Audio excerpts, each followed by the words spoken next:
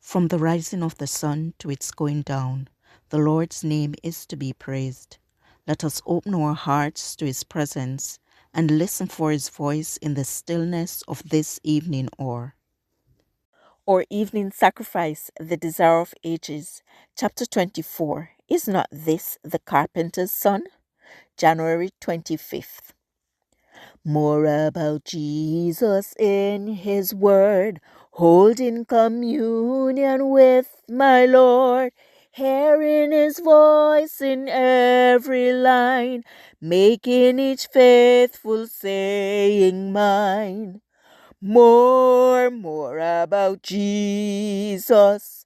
More about Jesus. More of his saving fullness see. More of his love who died for me. This chapter is based on Luke 4, verse 16 to 30. The Spirit of the Lord is upon me, because he hath anointed me to preach the gospel to the poor. He hath sent me to heal the brokenhearted, to preach deliverance to the captives, and recovering of sight to the blind, to set at liberty them that are bruised, to preach the acceptable year of the Lord. Luke 4, verses 18 and 19. What a contrast between his teaching in regard to the new kingdom and that which they had heard from their elder. Jesus had said nothing of delivering them from the Romans. They had heard of his miracles and had hoped that his power would be exercised for their advantage, but they had seen no indication of such purpose. As they opened the door to doubt, their hearts became so much the harder for having been momentarily softened.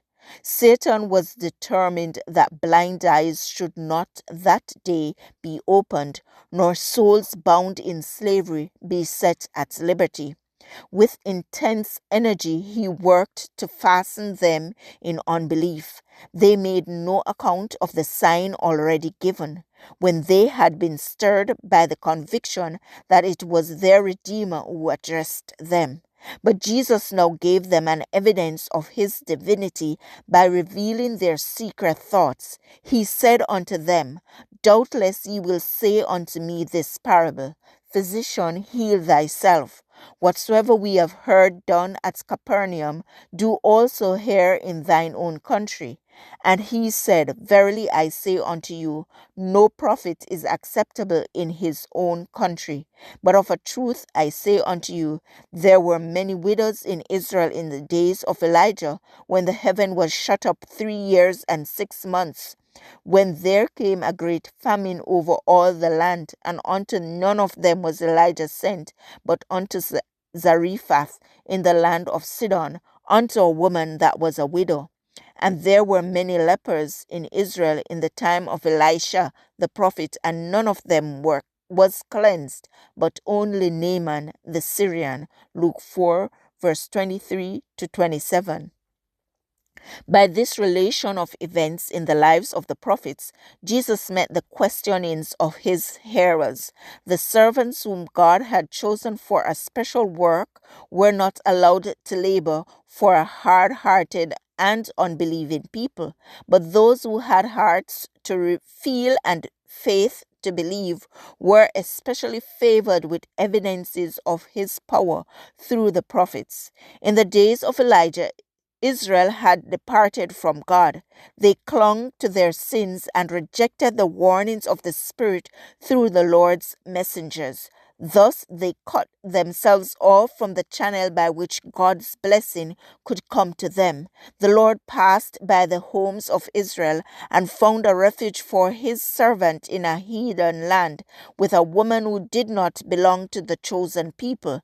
But this woman was favored because she had followed the light she had received, and her heart was open to the greater light that God sent her through his prophet.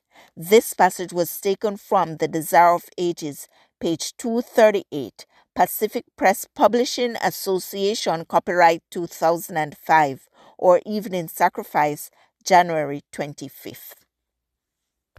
I encourage you to connect with God. and receive strength to overcome obstacles each day.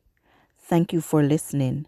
Please join us tomorrow as we offer up our evening sacrifice.